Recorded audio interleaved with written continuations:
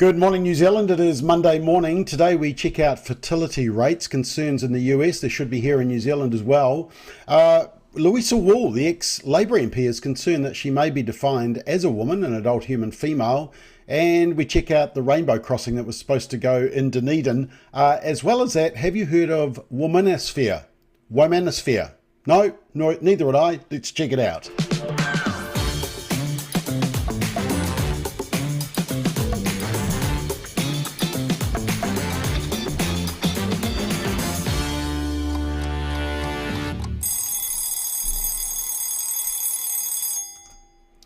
Good morning, everybody. It's the 28th of April, and look, if I look a little bit tired, it's because I've been up since 3:30, and it's because of this. Yes, for my footballing friends, Liverpool have been crowned champions of the Premier League. In fact, one of the guys that scored was Cody Gakpo, and he had this great shirt that he took off his red shirt as he scored, and it said, "I belong to Jesus." He got a yellow card for that, but it was a wonderful game. Anyway, good morning to you, 28th of April. Let's check out the news. Over the weekend, there was the very sad news that the rainbow crossing in Dunedin will not be going ahead because basically the council can't afford it. There was a massive blowout.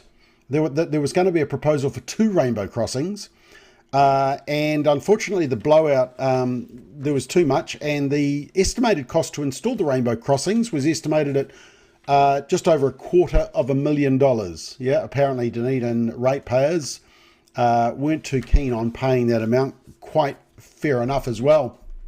But if you have a look, you're probably thinking, Bob, that's not really a rainbow crossing. In fact, let me just show you a slightly bigger. Yeah, that's the rainbow crossing they were planning for Dunedin.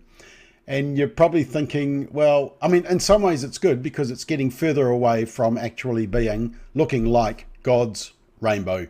I mean, that is sort of like Spaghetti Junction. That's what my 3-year-old would have drawn while he was waiting for his dinner. But the reason, apparently the local rainbow community advocated for a more local expression of identity that referenced Toi Māori and mana whenua. Whole lot of intersectionality in this rainbow crossing. The design references the weaving of the hinaki eel trap and brings together the colours of the progressive pride flag, showing how the intertwining of the diverse strands of the rainbow community bind together to bring strength. The vision statement of the Dunedin Rainbow Crossing Queer Street Group was to, quote, celebrate our diverse and growing rainbow community in Dunedin. And in relation to other centres across New Zealand, Dunedin lacks any significant sites that directly embed or reflect its queer hapuri community in the cityscape. Well, good news, Dunedin, you have avoided one of those in the middle of the road. I mean, you'd turn up to that as driving a car and you'd wonder, where the heck do I go? Auckland University has backed down a professor, Elizabeth Rata, one of the good professors at Auckland University, and I'm a alma mater of Auckland Uni. Sometimes to my shame, considering what comes out of Auckland University now.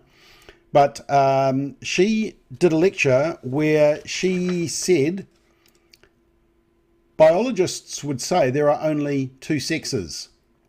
After a complaint by some wokester who got triggered, the Equity Office insisted, quote, it is a scientific fact that human biological sex is not binary. The Professor Elizabeth Rata refused to back down, said the correction was inaccurate, and she said, it is my responsibility to ensure that students develop the ability to think critically. Amen to that. Think truthfully and biologically as well. Now, she actually got support from 8 senior academics who backed her. I mean, you got to ask yourself, only 8. Stating, quote, biological sex is defined by reference to gametes and warning that sex denialism, I like that one, sex denialism, is a misguided attempt to co-opt biology to support political positions. And so she got it was well-deserved, but unreserved apology saying that the office had overstepped, and fair enough as well. What else was in the media over the weekend? Oh yes, there was this article in the Christchurch Press by Louisa Wall, ex-gay Labour MP, who after she got thrown out by the Labour Party effectively, She then got on the gravy train and with Ministry of Foreign Affairs has been going around the island nations and other nations pushing New Zealand and the LGBT. I've done some blogs on that. But she wrote this article over the weekend, Trans People Deserve Safety, Not Exclusion. Now, immediately you say to yourself, well, actually, no, when you're talking about the toilet issue and the changing room issue and the sports issue, you're not being excluded. You're just being told to play in the team that matches your biological sex. Use the changing room and the toilet that matches your biological sex. So you're not being excluded. But she writes about the UK Supreme Court that says that woman refers to biological sex. And she says the decision has sparked concern over the erosion of transgender rights, highlighting how legal definitions can be weaponized to marginalize and exclude. Well, as I said, nobody's excluding, just saying get in the right biological queue. She then says our courts have interpreted sex to include gender identity. Well, that's activist courts, not the law. But the Human Rights Act still lacks explicit mention of gender identity and gender expression. And a bill tabled by Winston Peters seeks to define woman in law as an adult human biological female. This mirrors the UK's regressive stance and is framed as a protecting sex-based rights. In reality, it undermines the rights and lived experiences of transgender women and men, Louisa. This isn't about fairness, it's exclusion disguised as protection. It's a dog whistle, a Trump-styled rollback of hard-won rights. If you can bring in the word Trump, that just really adds to it. But Louisa, it was the UK that rolled them back, not the US in this most recent court case. And then she says, the biologist Louisa Wall says, science is also clear. The idea that sex is binary, determined solely by chromosomes or reproductive anatomy, is outdated. And she says, long before Western science arrived, Indigenous Pacific cultures already recognised and honoured gender diversity, apparently, but colonisation and Christian missionary influence tried to erase these identities. And then she says, feminism that excludes trans women is not feminism. Let me just read that to you again, as it biologically should say. Feminism that excludes men is not feminism, because trans women are men. Feminism that excludes men is not feminism. Well, isn't that what feminism is about? It's actually about women. I'm just amazed that she hasn't used the term imported culture war in this article somewhere. This is not a fiction piece. This was actually an op-ed in the Christchurch Press, which is typical. Speaking of men, the next UN Secretary General is being appointed next year. The current one is UN Secretary General Antonio Guterres, and his term ends next year. And apparently everybody is working hard because they desperately want a woman in this position. I'm not sure if they can define what is a woman, but they want a woman as the next UN Secretary General. And the person lined up for the job is Michelle Bachelet, a two-term president of Chile, who apparently is a champion of abortion and gender ideology. Has been described as the Hillary Clinton of Latin America. Oh boy, that's a description.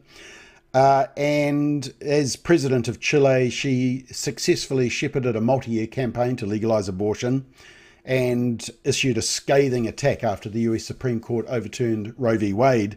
The runner-up is Mia Mottley, the current Prime Minister of Barbados. Barbados is one of the few countries in the Caribbean that allows abortion, and she supports LGBT issues. And the third possibility is Rebecca Greenspan, the former Vice President of Costa Rica, who is also a champion of abortion. The name missing there that I'm panicking about is none other than Helen Clark. I mean, she would meet these categories as well. But yeah, they're desperate to appoint a woman to the UN Secretary General, even though they can't actually define what is a woman. Over the weekend also, a number of newspapers were talking about the fact that Meta, which is Facebook, is allowing anti-trans stuff on Facebook. And they talk about this anti-trans post, and apparently it passed muster under the new hate speech laws. What the media didn't tell you was the actual post that they were deeming to be hate speech. But I will tell you. That's why you come to watch this program, don't you? And this was one of the ones. It was Libs of TikTok, which is a conservative account, which actually just talks out or shows up the insaneness on TikTok. But it just said that a male has won the girls' 200 meters varsity. So a dude, has beaten girls, has taken away the opportunity for girls to achieve something in their sports. He set a new record for the girls' races. It says these girls just had their dreams stolen from them because the school is catering to the delusions of a boy who pretends to be a girl. He is a cheater. Well, that is true, but according to Stuff, that should be hate speech. And News Talk ZB, it's an anti-trans post. I don't think it's an anti-trans post at all, is it? It's simply calling out the problem with allowing dudes to compete in women's sports. The article in the Wall Street Journal over the weekend about fertility rates, it's something that New Zealand legislators will not talk about, politicians won't talk about, but there's concern in the US because the fertility rate is about 1.63 births per woman in 2024. And the long-term declines in American birth rates have become a focus for Trump. He said last week that he was open to giving baby bonuses to those who have children, a little bit like Hungary. And of course, well, you can't have Trump promoting fertility and having children and actually keeping the baby and not killing the baby in the womb. You can't have that. They're a bit upset about that. But I was just thinking about New Zealand's fertility rate, and there's our fertility rate, and we are also at about the 1.6. I think it was 1.63 was the most recent. So, yeah, we're not doing too well either. We should be concerned about our fertility rate. When you don't replace the population, you depend on immigration. And for all those that are retiring, the baby boomers that are retiring, we need workers to pay their superannuation, to pay their pensions. And everybody's competing for immigration around the world because the fertility rate is falling amongst most Western nations. So it's not just a US problem. Just one other article that I did want to highlight to you this morning, and it's in The Guardian, which is a far-left newspaper. It's hard to call it a newspaper. Yeah. I mean, I only quote The Guardian when I want to call them out on something, or when I'm desperate to persuade the radical left on something, so I quote from The Guardian because they might listen to it. But, The Guardian is far left as they go. But here's their latest article. It says, now comes the Womanosphere, or is it Womanosphere? The anti-feminist media telling women to be thin, fertile, and Republican. Let me just read a few bits from this hysterical article. It says a crop of conservative personalities such as Brett Cooper, Candace Owens, and outlets like Evie magazine are convincing young people of a gender essentialist worldview. And they go on about the fact that they analysed the 2024 election and Trump got elected because of the manosphere. Men elected Trump. The coalition of bro podcasters and YouTubers with male audiences. And then it says, but now there are the beginnings of an organised effort to create a similar alternative right-wing media ecosystem targeting young female US audiences, one of the few demographics that has until now leaned substantially Democratic. And they quote Candace Owens, Ally Beth Stuckey, Riley Gaines. Draw the circle a bit wider and you get the trad wives. Oh, the traditional wives posting homemaking content on Instagram. Move over the disinformation project in New Zealand. While the women behind these outlets all have different styles and tactics, they are mostly aligned in their desire to return to a gender essentialist worldview. Women as submissive homemakers, men as strong providers. It's interesting because all the women that they've quoted in this article are actually doing very well in careers as broadcasters. And then they say, like the manosphere influences, these outlets are animated by a grievance against wokeness, good, and the belief that conservatives are the real oppressed minority. They claim that the liberal media in Hollywood are promoting feminist propaganda and they must fight back. And they say their ideology lines up neatly with the Trump's quest to dismantle reproductive rights, kill the baby in the womb, in other words, roll back protections for LGBTQ plus people, and advance anti-science agenda that puts the health of Americans at risk. Oh, like the vaccine, of course. The type of woman these commentators valorize is thin, straight. Straight, I think, means sexuality, isn't it? As in heterosexual. Fertile. Well, we've just talked about the fact that we want women to have babies. Traditionally feminine. Conventionally attractive to men. So in other words, pretty. And white. Or, I mean, they've just completely undone that because they've actually admitted that Candace Owens, who last time I checked was black. And they also talk about Evie magazine. And they talk about one of the writers for Evie magazine. And she wrote about, so it's Jessica Baumgartner is a writer for Evie magazine.